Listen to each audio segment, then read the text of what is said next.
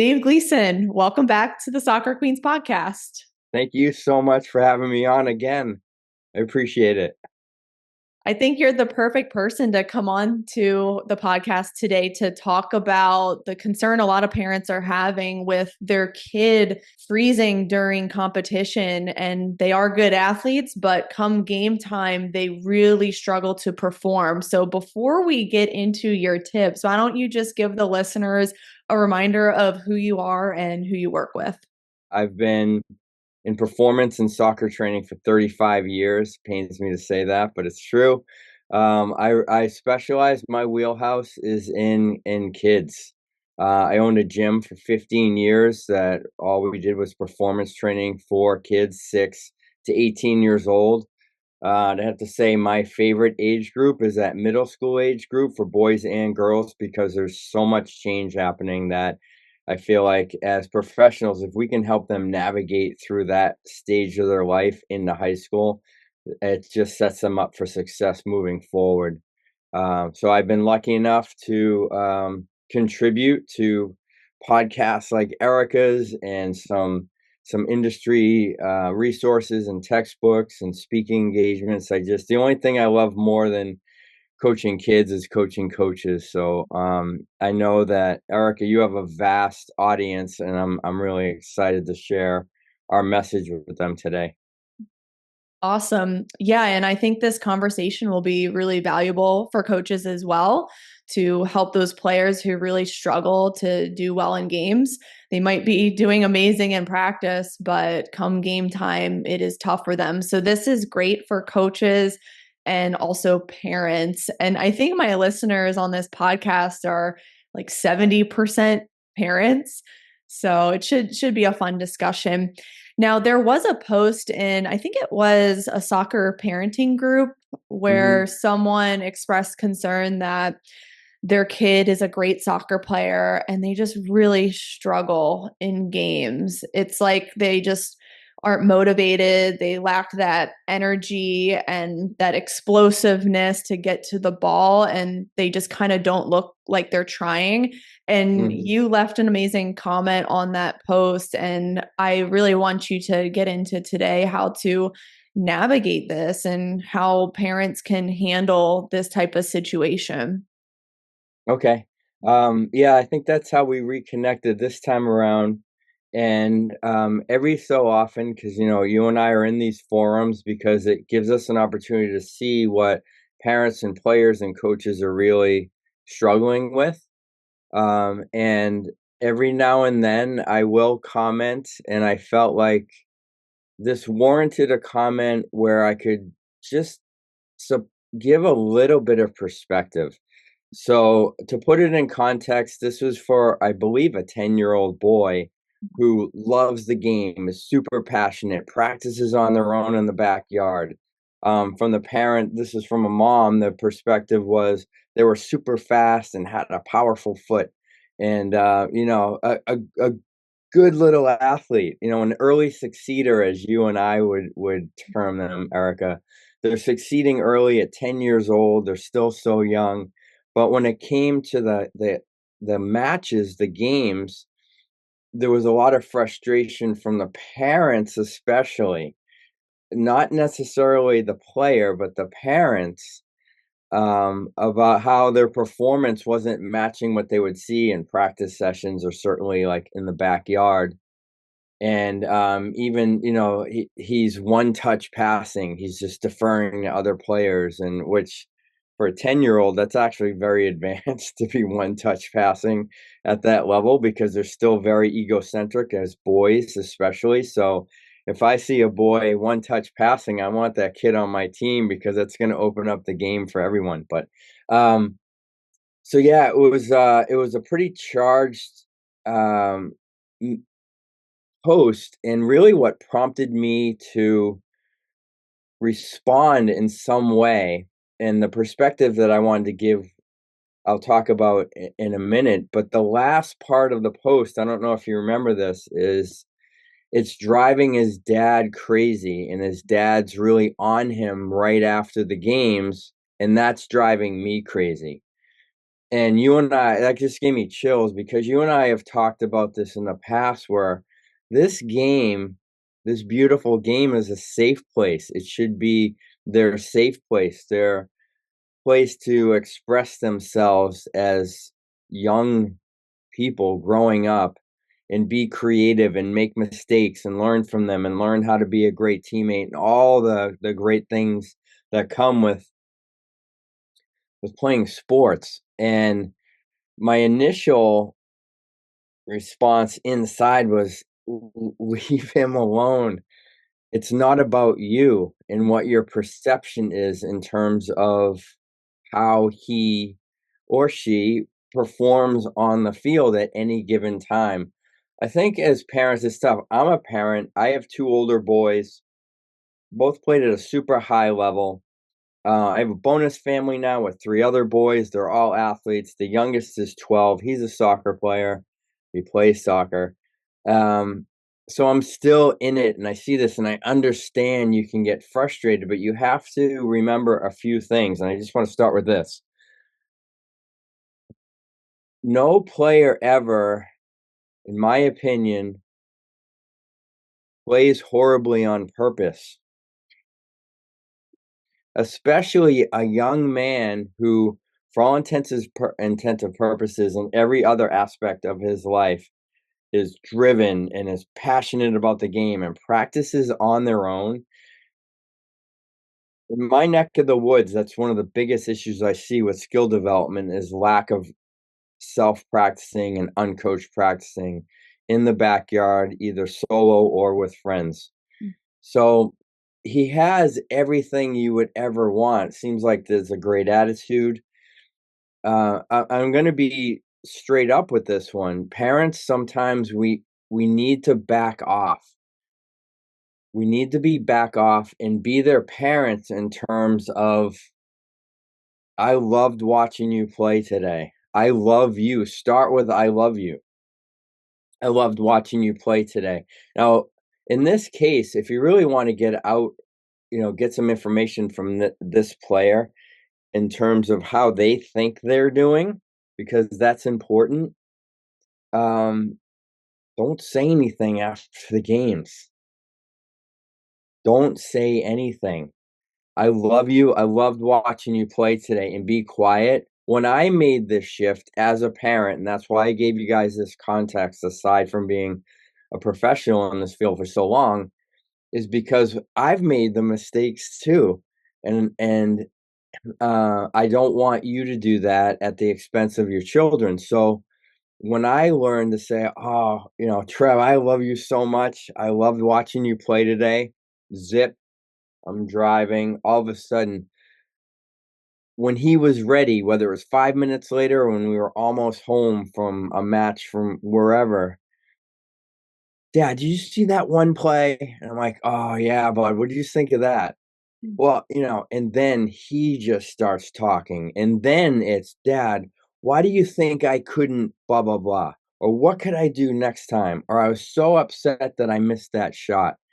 And it changed our relationship. And parents, the most important thing we need to keep in perspective here is not how well they do on game day. It's the relationship you have with your kids. Don't let the game, which is supposed to be so positive in their lives and in your life as a parent and a spectator, become a wedge. And we are in control of that. They are just kids. They're just kids. And I'm sure this young man is in his head playing as hard as he can in the backyard and in his training sessions and in practices and in the game. And one of the things I said, Erica, in my response was, there are too many factors here to mention in a post. I think that's how or in a comment, that's how I started it because, if this was a club team situation and they're really working on some tactical strategies on the field and how they are trying to teach these young boys how to play the game, if he's that skilled, they may be relying on him. Maybe he's an attacking center midfielder or a center midfielder to move the ball quickly to get other kids involved because he may be the only kid on the team with the skill to do or to execute one or two touch passing. So our perception as parents on the sidelines, it's tough for us. We want our kids to succeed, but our perception and our idea of success may be different than what's actually happening on the field.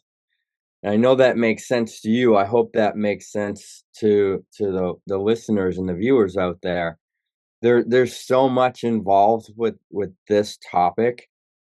I hope I didn't just talk in a big circle. I totally appreciate when my guests do that because I don't like to say too much here. So I like what you said about how when a kid is not playing well in games, there's so many factors as to why that could be happening. And I think the first one you mentioned is parents need to check in with their perception of what's going on because Mm, maybe the kid thought they played well. Maybe their coach even thought they had a great game, even though they didn't touch the ball that much. Maybe it was against a tougher team or another team that possessed more. Like there's so many things that goes into it. Maybe it's a fatigue issue. Maybe they mhm. don't have enough recovery days before game day. So there's just so much to this. And it is important, like you said, to remind parents that kids aren't playing bad in games on purpose. Like they're Right, not doing it to right, piss you off as a parent. It's right. not their fault. So I think parents need to be more understanding. And Mhm. I just am curious, like, to ask you further about what you did with your own sons because they played soccer for many years. They made it to a high level, high school and college. When you like micromanaged after those games when they didn't do well, did you find it hindered their performance and confidence more? And that's why you ended up backing off? Like, why did you change from being micromanaging to being like, all right, I'm Mm. not going to say anything in the car? Oh, man, that's such a great question. I also wanted to put it in context. I've also coached many, many players over the years that were great practice players, and in the games they seem to shut down. Like it is a real thing, and like you said, it could be an intrinsic thing. Maybe they have performance anxiety. So on Tuesdays and Thursdays when we're practicing with the team, they're getting after it. They're going hard for tackles because they're with it's safe. They're with their friends and they feel like they can be creative and make mistakes. Whatever it is intrinsically with that one player, it's our job as parents and coaches to help them through that. So to answer your question, I'm so fortunate to be in the industry that we're in, Eric, because I'm still, I said I just watched your podcast from I think it was last week your solo podcast, and I'm still learning now. And I remember I was speaking at a soccer conference in Connecticut, and I think it was Michelle Akers was speaking about her experiences growing up, and I thought, I I don't want to do that to my children because and the outcome is not what we want. As a coach, I know I never wanted my players to be afraid to make a mistake. My whole shtick was make mistakes with confidence. That's where you're gonna learn the most, and if you're not sure what to do, that's where I can coach you up and help you. I want you to take chances. I want you to be creative, because I also trust in the process of long-term athletic development and long-term player development where, we've seen this too as well, where you might have an outstanding young player at 10, and then you find out when they're 17 or 18, everyone else grew up and caught up to them, and they're still good, but they're kind of average. Right? There's a lot of reasons why kids succeed early as well. So, I know I keep getting off track with my own. So that's where I learned it. I learned it from someone else who played at the highest level you could play at the time, and it wasn't, one day I just did all the right things, but I noticed immediately the relationship in the context of soccer that I had with my boys being their dad and their coach immediately improved, and it made it so much better for them, which is really the most important thing, but it also made it more enjoyable for me to watch them and coach them and to guide them, because I think most parents will agree we're hardest on our own. We're the most difficult on our own kids when we coach them, and even if we're not coaching them from the sidelines. So, um, their emotional and mental health is much more important than the game as well. And my own personal history taught me that. And I also didn't want to unknowingly put my kids in a situation where the game could damage them in any way versus lift them up and help them develop into young men that would be like super contributors to this world, and they would be happy and mentally and emotionally healthy. I love that. And I think when parents do take a step back like you did, it only builds that relationship and it does help with the kids' confidence. And parents would think that's like counterintuitive. But if you really think about it, when a parent is micromanaging and picking apart what happened in the game, then the next game, the kid is frightened and Mhm, they're constantly looking at the parent on the sideline. Oh gosh, what are they going to say to me after this game? And maybe that's why they keep continuing to freeze in those games because they're mhm, so fearful of that conversation when the final whistle blows. So mhm, it's very interesting. Now, I also think when kids have bad games is parents want to constantly fix right away. Well, we need to do more training or we need to hire this coach and do this and this. But bad games are going to happen. But it doesn't mean you have to always fix something and hire someone and do more sessions and cause more fatigue. So the next game they're not doing as well because they're not recovered. So I want parents to be thinking about that too, that you don't have to mhm. constantly fix and solve when a bad game happens once in a while. I mean, it happens at the professional level. My favorite matches to watch, the ones I record, are the US women's national team. I love that team. There's players on that team that I appreciate so much. But there are games as a fan and someone who's studied the game for years and played it. Oh man, she had a bad day. She had a bad day today. It wasn't her best game. It's going to happen. So to think that it's not going to happen for a 10-year-old or a 12-year-old or a 14-year-old or an 18-year-old, it's counterintuitive as parents. Like we just think they should have the same effort every single game. They should have the same level of success every single game. And it's not the case. And on top of that, sometimes our perception isn't what actually happened on the field. Like I said, he may be the most important player on the field because he's the only one who has the vision and the creativity and the ability to one or two touch pass and set his team up for success. And maybe in that now it's his coach's job to work on, okay, because like my youngest son Andrew, this even in high school, I would talk with his coach, and his coach would say, "Oh, I'm working on having him be more selfish. There's times I'll say to him, I want you to be the guy.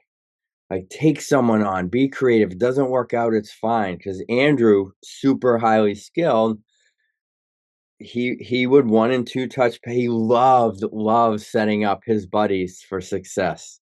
Like he would celebrate one of his friends' goals more than he would his own. That's his personality, and that's okay. That's part of what made him as a great player, in my opinion. He was unselfish, and so like we have to take everything in the right context and perspective. And I'll say this, as a parent, one of the things that was toughest for me was when I stopped coaching my boys, and both of them, that was when they entered high school, and that was on purpose. That's a different conversation. Um, it was really difficult for me to only be a spectator and only be a dad, just watching. But as I went through that process as well, it was so fun when I could just sit back. If they made a great play, I could celebrate. If they made a play that didn't work out for them, I'd be like inside, be like, oh man, they're gonna want that one back, but that's okay. And just be a fan. Just be a fan. And I think that may be one of my overlying messages today to parents is just be a fan, but not a fair weather fan where they make a mistake. You know, you're ready to throw something at the TV if it's me these days watching the New England Patriots.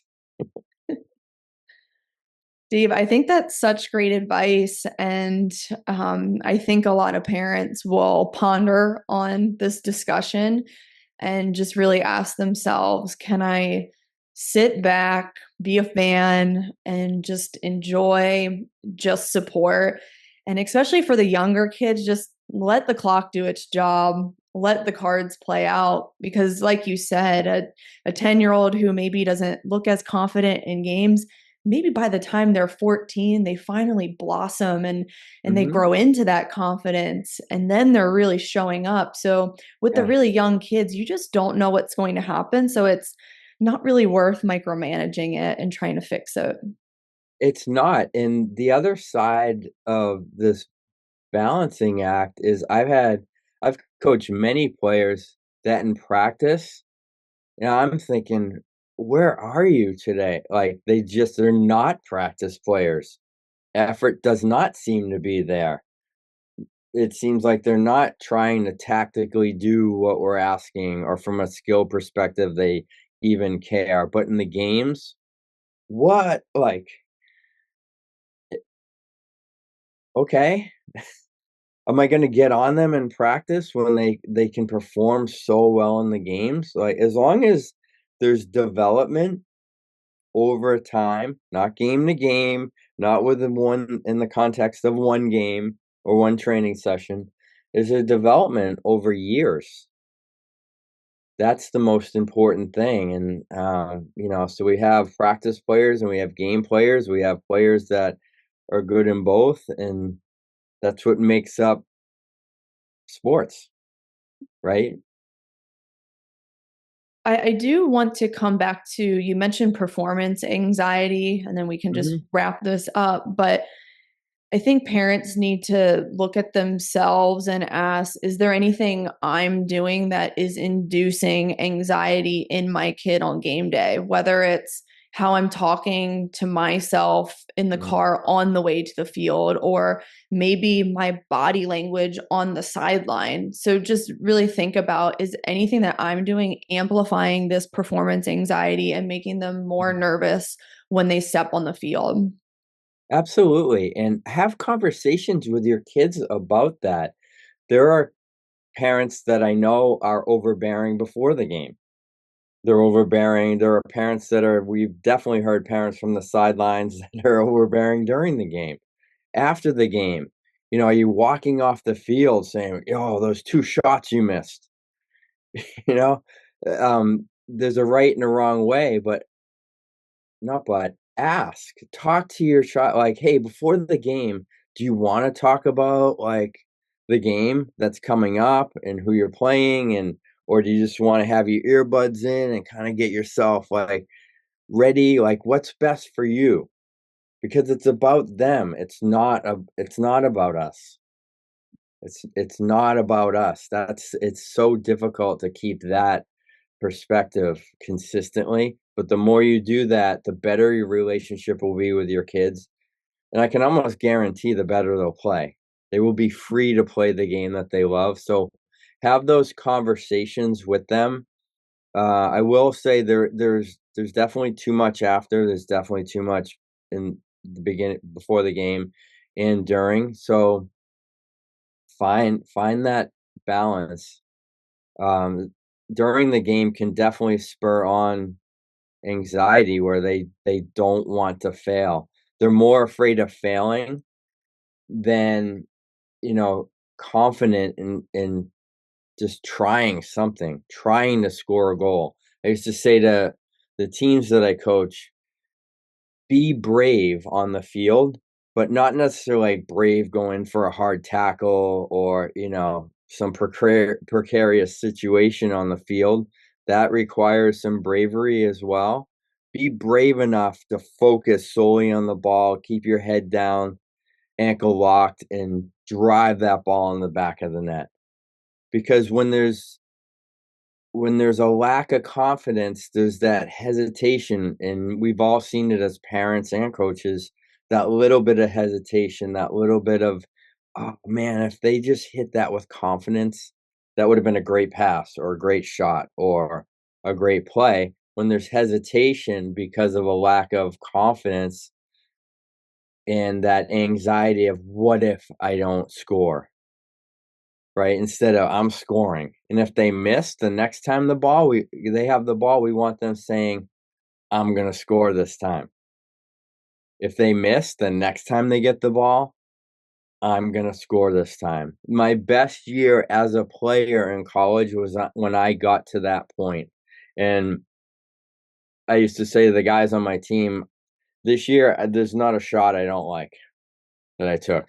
Like, I would take it again, whether it's such a bad shot, it's a throw-in. Which would be pretty bad. But, like, we have to cultivate that confidence. I'd rather see confident kids with a little less skill than these kids with so much skill and potential with such a lack of confidence they can't use it because they feel that. They feel that. And that's what we wanna try to prevent. We just wanna cultivate their confidence because that will breed a better player and a stronger person in the end. Well, Dave, this was really helpful. And you guys, if you enjoyed the conversation, like the video, leave a comment. I'll leave Dave's contact information in the caption below. So feel free to reach out to him. He's a dad of two soccer boys and he's been through it all. So definitely ask him as many questions as you need. So, Dave, thank you again. And I'll see everyone on the next episode.